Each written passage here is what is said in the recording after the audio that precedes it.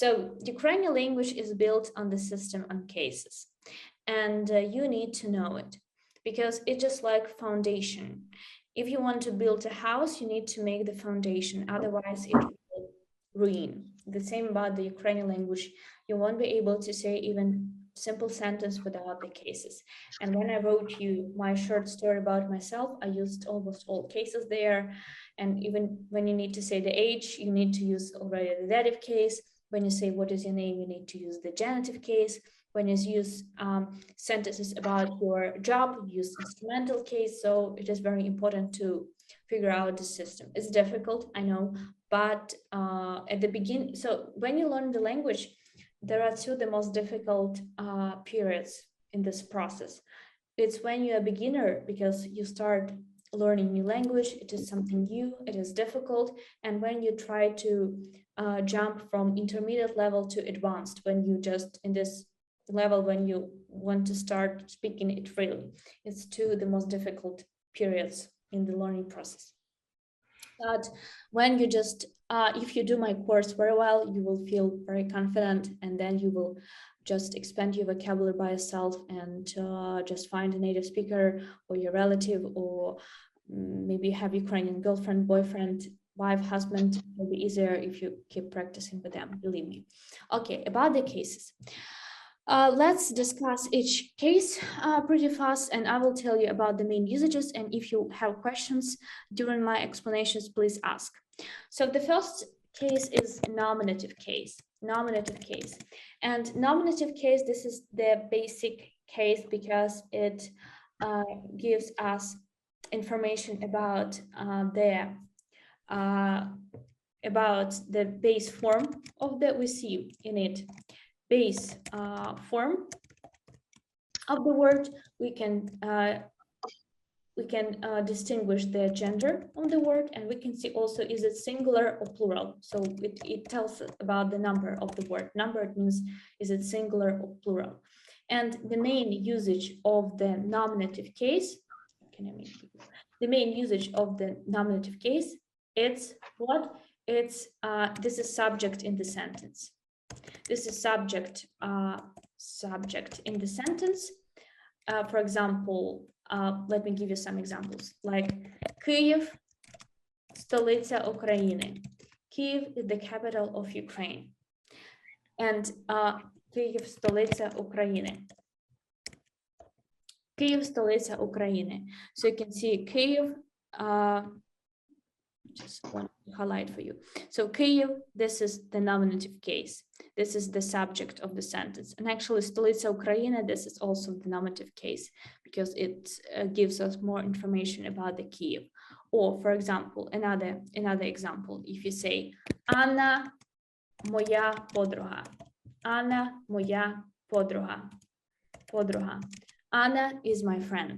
So Anna, we can see this is also nominative case because this is subject in the sentence. And when we have some more explanation about the, like additional information about the subject, who is Anna? Anna is my friend. This is also the nominative case. So this is the basic information about the nominative case. You can see what is its function and what is its usage. Do you have any questions about the nominative case? No. Будь ласка, Robin. I actually have a question about the gender. It seems to me that either you're not telling us about the exceptions, or maybe there aren't very many exceptions. It seems like gender is very easy in Ukrainian compared to, for example, German, where you can't really guess, or you can, but there are lots of exceptions. Yes, in Ukrainian language, you can guess. Yes, there are exceptions, but at the beginning, you just have to remember the main endings, the main usages. So for masculine gender, it's zero ending, or it means it ends in a consonant. Feminine, it ends a, ya, neuter, or a. That's what everything that you need to memorize. You can go, you can write down exceptions, but the most important is to remember the main endings and the main usages. So you can guess the gender with the help of the endings. In German language, you have to remember a word and the article. So there are no any rules how you can distinguish the gender of the word, and it's too difficult because you have to remember the article and the word, and it's very difficult.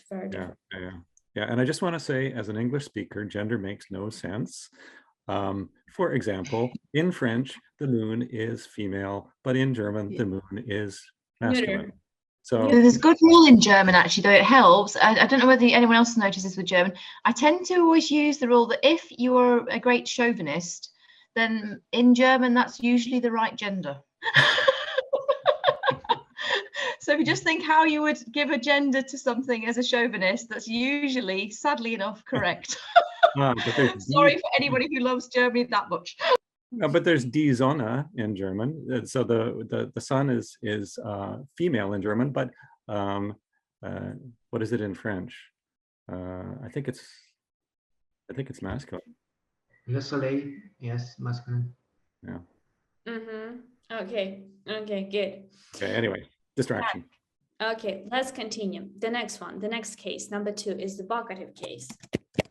Vocative case, what you should remember about the vocative case. First of all, we use it when we address to people. Address to people. Addressing to people. Usually we use it with the living beings, because we don't address to objects. You don't say, hello bottle, or hello my phone. So we address to objects basically in the poems. If you read a Ukrainian poem, you can find their vocative case when the poet addressed my beloved country, my beloved city, my dear land. In that situation, yes, we can address to objects or the things, but basically this case we use when we address to people specifically. So the main usage of it, addressing to people. So when we address to people, it means we change words only when they are nouns. So only nouns, living beings, we change in the vocative case. They are masculine gender and feminine gender. And feminine. Okay, feminine gender. Okay, masculine and feminine gender. So, okay, and what about the endings? The most important endings that you need to memorize. For masculine gender, it endings e. For feminine gender, it endings o. Правильно? Так, o, e, and o. Of course, there are exceptions. I give you just the most important information, the most used endings and usages, okay? Just that's what you can memorize, and you can use it and you will be able to speak very well. So for example, you ask me examples of usage of the vocative case. You say to me, hello, Ina. So you say, Привіт, Inno. My name is Ina. So I don't know, 90% of female names end in A, so you just need to change A into O. Magda, Magdo. Veronika, Veroniko. Елизавета, Елизавето. Sara, Saro. Anna, Anno. That's how it works. Or about the masculine gender. Там, як справи, Максиме. Maxim, it's a masculine gender nouns. It ends in zero ending, or it ends in a masculine. We add ending e. Let me highlight so you can see. Inno, Maxime. For example, Jesus, Jesuse.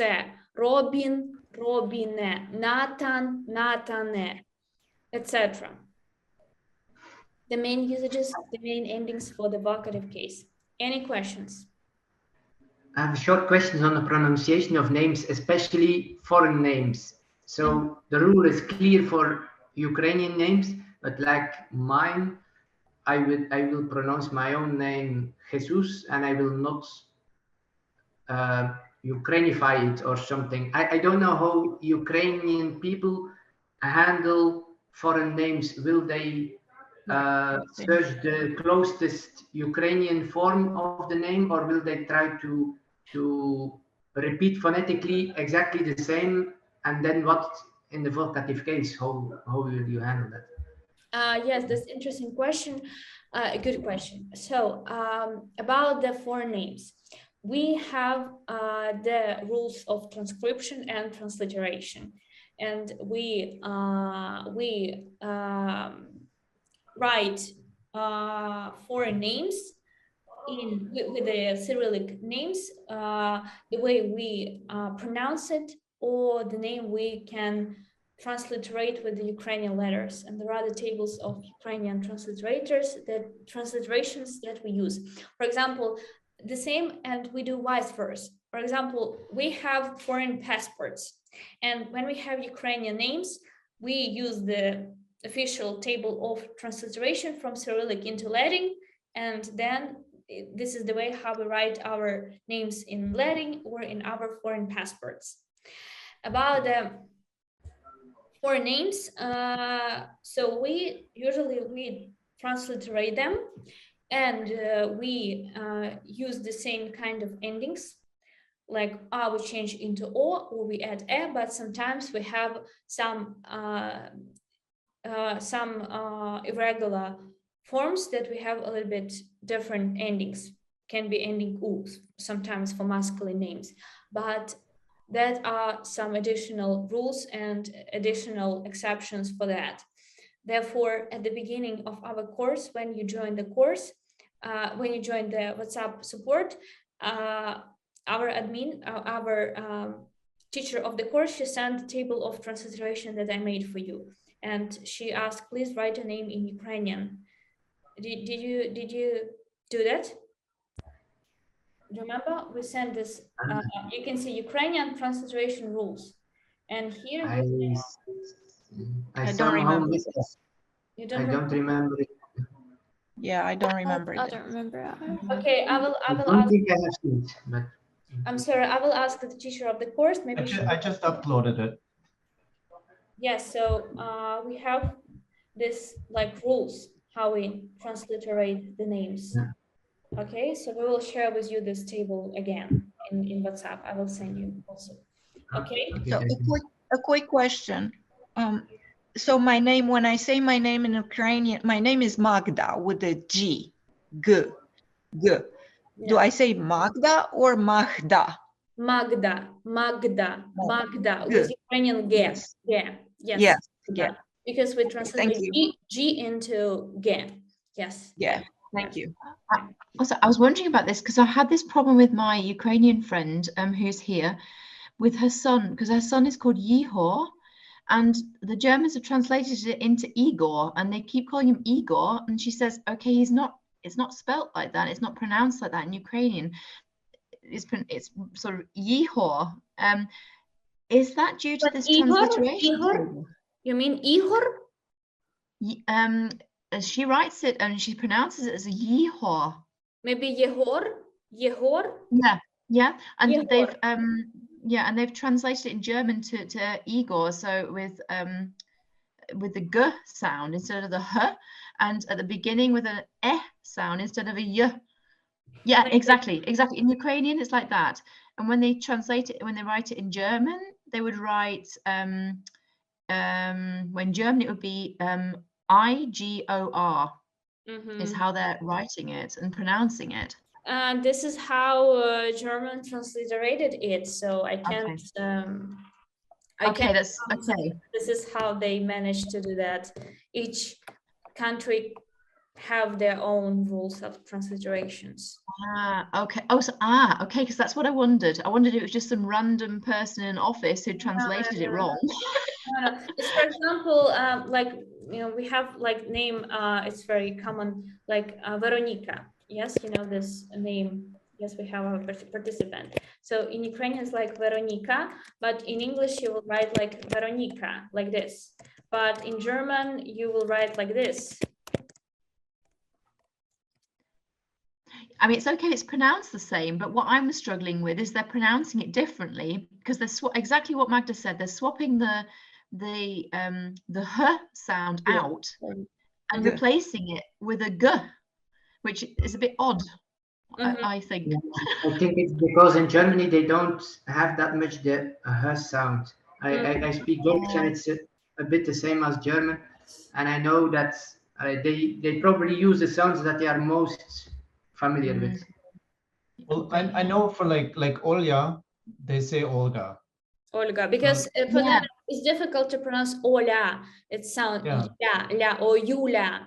This is a Julia, but Ola, not Ola, but Olga, because they struggle. I think it's also the historical basis. So like the same figures in history we call Olga and not Olya.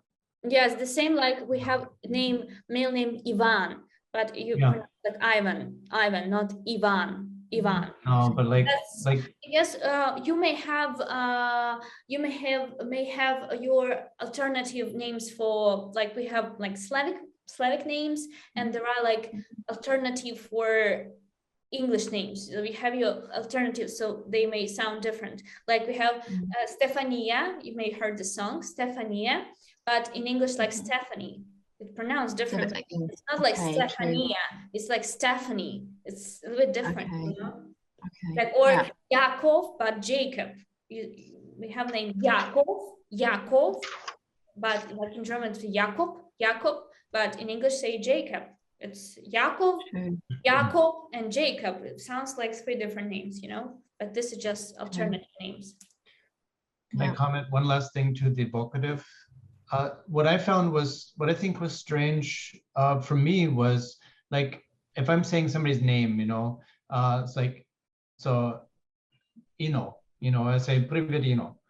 It's like, okay, I understand that. So I changed the ending. So then I have a friend whose name is Ina or Olga or whatever, and then I think she's cute. And then I say, Kohana, Kohania. And so it's like, but I can't change the ending to O because you call it an adjective, but for me, it's a noun. It's in Ukrainian language, it's an adjective, because kohani, kohana, these words are like beloved person. It means like beloved, my beloved person. Yeah, so for me, like in German, so if I call somebody something else, it personifies that, it makes it a noun. So for me, it was kind of scary to find out that's an adjective. I'm like, no, it's not an adjective. I'm not describing something. But in a way I am. Okay. But are there, by the vocative, or like, is there any other exceptions like that? Similar, or that's probably it? About the adjectives? No, the like calling people names. Oh, if we talk about it, we will talk for many hours. So yes, there are exceptions, but I will, in this explanation, I will cover you like the most used cases. I can't tell you all exceptions. Okay, right now, so like so calling somebody nicknames like love or something, it stays in the. Yes, we don't put it in the vocative case. Just nicknames we don't change. Yes, just say as they are. Yes, don't change it. Okay, let's continue. Genitive case, the next one. Genitive case. What should I tell about the genitive case? And the main usages is negative sentences, after the negative verbs, negative sentences, and possessive forms. Right. Possessive forms. The main usages. The main endings for masculine gender. For masculine gender is. We add endings a for masculine, and feminine gender. It's this thing. Feminine gender for I. Okay. I will write like this. Feminine gender. It's ending I. Okay. So let me just erase. Oops, I'm sorry. Okay, I wanted. Okay. Yes, just text.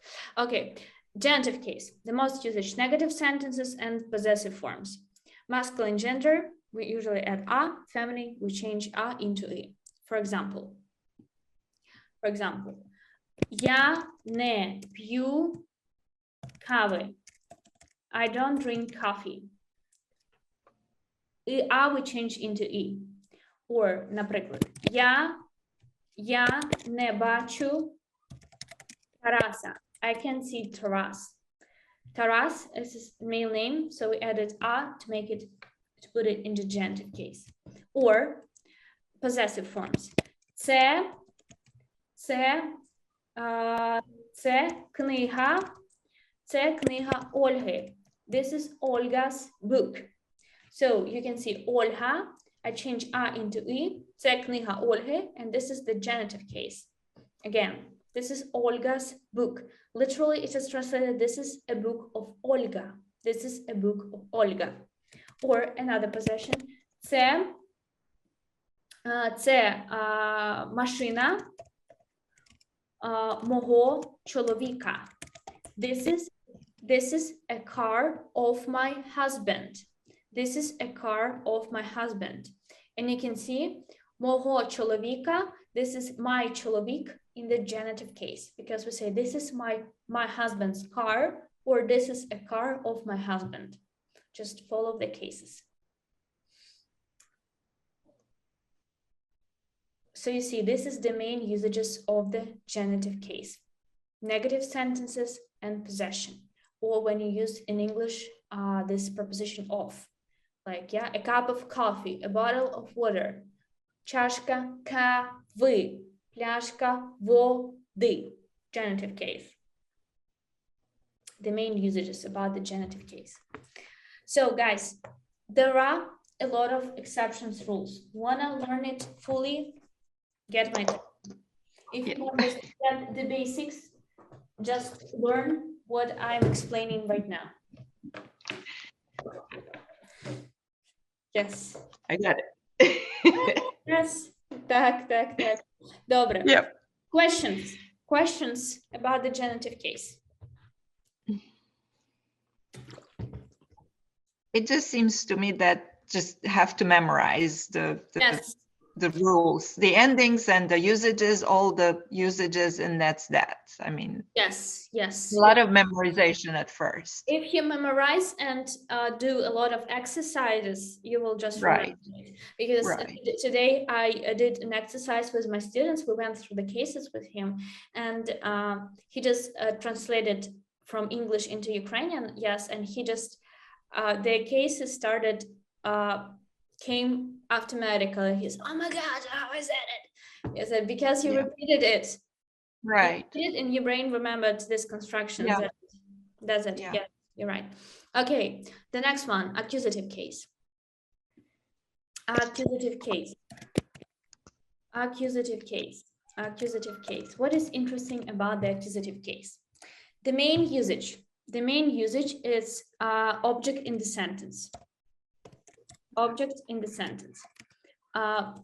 We can say followed after the verb. Followed after the verb. About the endings. It's very interesting about the endings. Just I want to expand it.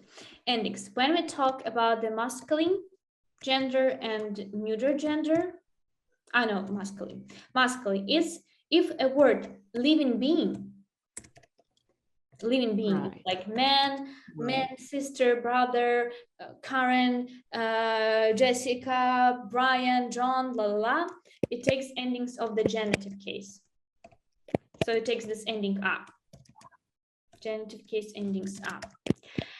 If we talk about the objects like non-living being, living being, then it takes the ending of the nominative case. It takes just basic form. About the feminine gender, it always have ending u. It doesn't matter either it's living being, non-living being, it takes ending u. And when we talk about the about the neuter gender, it's the same like nominative case. Nominative case. That's the formula that you need to remember about the accusative case. Sentences, examples. Я їм бутерброд. Buterbrot or sandwich. We also use this word. Buterbrod. I eat buterbrod. So you can see я їм, I eat. So after я, it's a subject. it's a nominative case. Yim, it's a verb. After the verb, we use object. After the verb, object, this is accusative case. Бутерброд, this is a masculine gender noun. It's non-living being, so it takes the form of the nominative case. So it remains the same. Я пью воду. I drink water. Voda is a feminine gender noun. So this is an object in the sentence, and feminine gender we change a into u. Я пью воду. I will change into u. Or for example, я бачу море. I see sea. Like I see sea. I see like the Black Sea. I see the Red Sea. Yes. So more, this is a neuter gender, so we don't change it. It remains the same. It has the form of the nominative case. Questions about the accusative case? No, it's clear. No. Okay, clear. It's clear now. I have a question. It's just about living versus non-living. So is that everything that's living, like your cat, your dog, your house plant, your tree outside? No, tree, no. Not plants? Not plants. Dogs, animals, yes. Plants, no. Okay. Everything that makes some noises, it's a living being. A fish in the sea? Is a fish? Зараз я думаю, риба. Якщо ми говоримо риба, зараз let me think. Я їм, but риба це, наприклад, карп. Я їм карпа. It's a living being, yes. It's a living being. Living being, okay. Yes. So Yes. what about a starfish? Do you know the starfish in the sea? Oh. Starfish, is that living? Or not? How to say it in Ukrainian? Starfish. Zirka. But is it a fish or is it a shell? No, it sticks on the rocks under the. More like a shell. It's a shell, no? Well, it's alive. It really is alive. It is a living being, but do Ukrainians think it's living? No.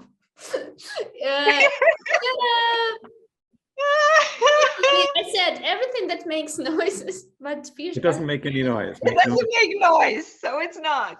It's not. I think. So do you really know it doesn't make a noise? Have you ever spoken to one? You should try. I think if you hear it, you should run anyways. That's a good one. But a whale is. It's is a living. living being. It's a living Okay. being. Yeah. Yes. Okay, so it's like animals, only animals and people. Yes, animals and people. Yes. What about, I'm sorry, now I have to ask, mystical creatures like unicorns and ghosts? It's a living being. Both of them. I mean, it's a horse with a horn, so I mean, it's got to be a living thing. But it's a living being, yeah. But like, if you watch Shrek, like, or I don't know what it's called in English, the movies like from Disney, you know, do you hear them talking like they're living beings? Yes. Okay, so because or like Beauty and the Beast, like the teacups, they're alive in Ukrainian. Now, you know, but you get these questions in your children's sessions, don't you? Yeah. Good preparation. I need to know this because I work with a lot of kids in Ukraine. Yeah. And they laugh at me really quick. They laugh, they're merciless. They are. Yeah, what about Paddington Bear? Paddington Bear. You know, everything depends on your imagination. You know, Mark, if you one day would like to write a poem or a book in Ukrainian language, and then you will have some characters, and then you say, I'm a writer, and I say it like this. So in my book, my creatures are living beings, so I put them all in the genitive case. And that's right. You're right. So just Those are the rules of writing. I will do that. Yes. So you could have a talking sunflower. You could make a talking sunflower in your book. Yes, yes. Yeah. So, for example, trees, like in your poem, trees will speak to each other, and you will see. Well, Lord of the Rings, they did. So they are animated, so you can put them in the genitive case, and you will be right. And you see, like I'm the writer of this book, so my book, my rules. Okay. Okay, good. Let's continue. So 4 cases. Let's continue. The next will be instrumental case. Let's talk about the instrumental case. Didn't get that one yet. Instrumental case, the main usages, it's when you use something as a tool for doing something. Use something as a tool, as an instrument. Or when you talk about the like job, when you talk like to work as, talking about the job, work as, I work as, and then you use genitive case.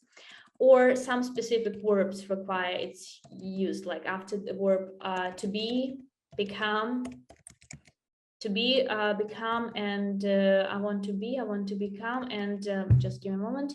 Я хочу бути, я хочу стати, and я хочу зараз to be, to become, and бути, стати. I think that's it. Бути, стати. Just give me a moment. I feel like I'm a little bit tired and my brain stopped working. 61. Let me check out in my textbook. The verbs бути, бути, бути.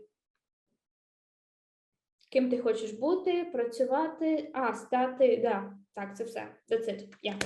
Бути, to become, I want to be, I want to become. We talk about the job, profession, then you use instrumental case. Okay, good. About the endings. So masculine gender.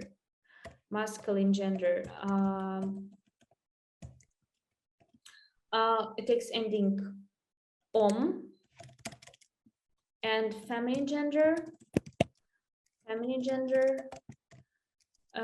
It takes ending oyu.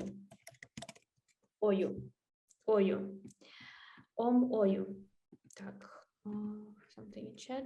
Дякую. Okay. Good. Let's continue. So, for example,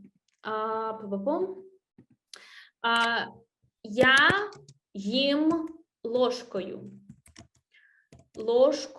I eat with a spoon. Ложка becomes ложкою. It's feminine. I change a into ою. I eat with a spoon. Or я пишу ручкою. I write with a pen. Ручка became ручкою. Or я працюю інженером. I work as an engineer. Інженер, we change a into Або я працюю офіціанткою. I work as a waitress. Офіціантка became офіціанткою.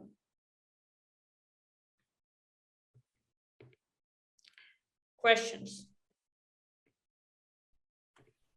Okay, so what about my wife drives me to work? Is that instrumental? Again, can you repeat? My wife drives me to work. She drives the car. She drives me to work. Is that instrumental or not? Why should it's I don't not know. instrumental? No. Because she's- Wouldn't you say the car in instrumental case? With the car? If you say with a car or by car, then it's instrumental case. Yes. Oh, okay. So if you add When the you car. say by means of transport, yes, I go by bus, I go by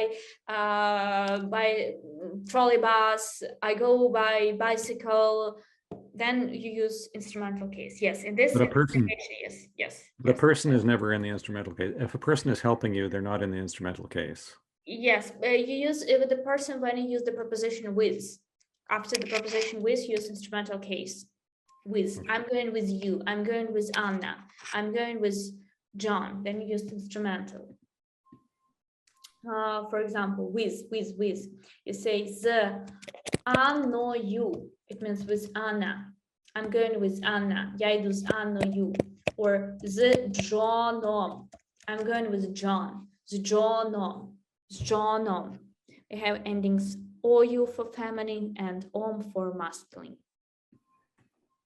So what about Ina translates it for me? Ina translates a sentence for me. Is there? No. No. Okay. Why? Because after for we use genitive case. After for me, для мене. Okay. It's not with me. Okay. If you say Ina Ina translates with me. Then use instrumental, because after the preposition with, use instrumental case. But for me, after for, we use genitive case because we have a rule. Okay. Each case have a set of the prepositions that require its use after them. Okay. Okay, the last two cases. Let's talk about the locative case. Locative case, when we use it, it's when we indicate location. About the endings, masculine, feminine, it takes ending E. Or neuter, so it's super easy. Masculine and feminine gender takes ending E. Takes ending E. So it takes ending E. For example, я живу в Україні. I live in Ukraine. Location. Then let's continue just. В Україні. I need to change the keyboard. В Україні, в Канаді, in Canada, в Америці, in America, в Європі, in Europe. Locative location.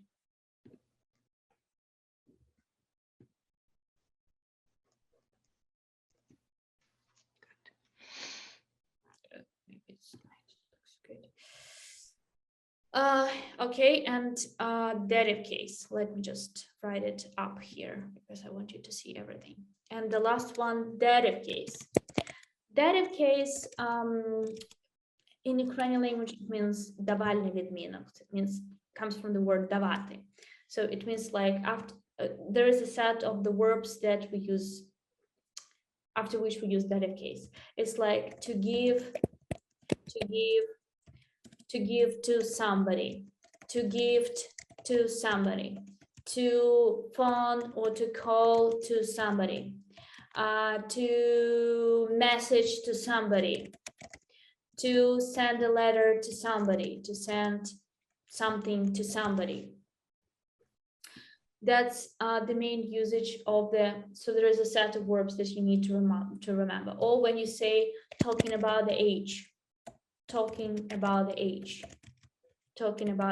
for example, use that dative case. Endings, masculine gender. Here can be double endings, can be ovi, or u. Both are correct. You can pick up any. Or u. And feminine gender, it takes ending e. Feminine gender takes ending e.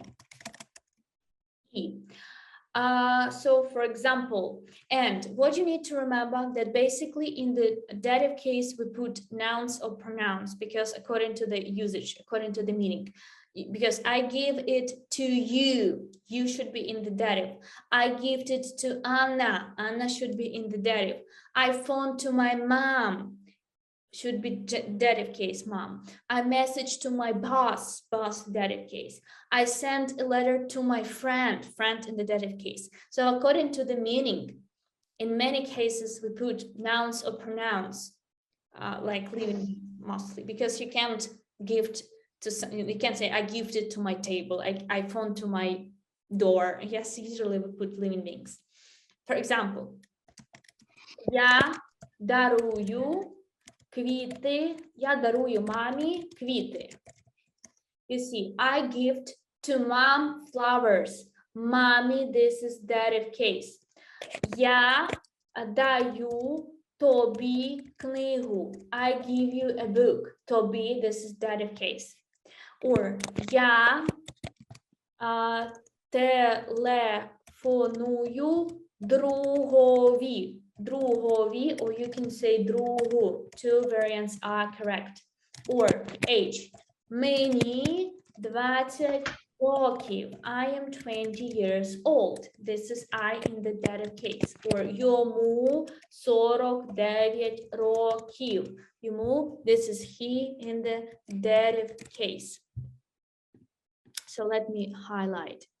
Mommy, dative case.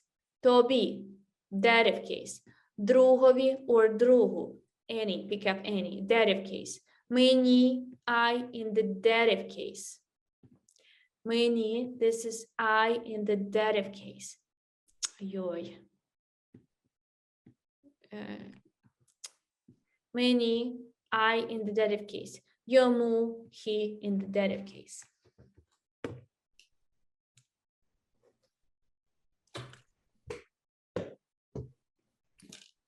If you learn this explanation that I gave you, and if you memorize these endings, you can speak in Ukrainian language, and in 80% of your speech will be correct if you just remember this basic information. Of course, there are exceptions, but these are the core. These usages, these endings are the core. Please write at least this, remember, like by heart, at least these explanations and these endings, and in 80% of your speech, you will sound correct. So in German, there are some, like there are nouns that sometimes they take the dative case and sometimes they take the accusative case, depending on the action. Like I walk into the room is a different case from I walk around in the room. So is it like that? Yes, that's a good question. We have this thing with the accusative and logative case. For example, you may mix up, and we can apply it to these two cases. Look, what's the difference? Accusative, when we have like direction of movement. I go to the coffee shop. It's like direction. I go to you, or she's going to school. She's going to work. When we have direction of movement, it's accusative case. When you talk about the location, I am in the coffee shop. I am in the bus. I am like in the university. It's logative case. Direction, accusative, location, logative case. Okay. So that's confusing things, and there in between these two cases you can have this misunderstanding.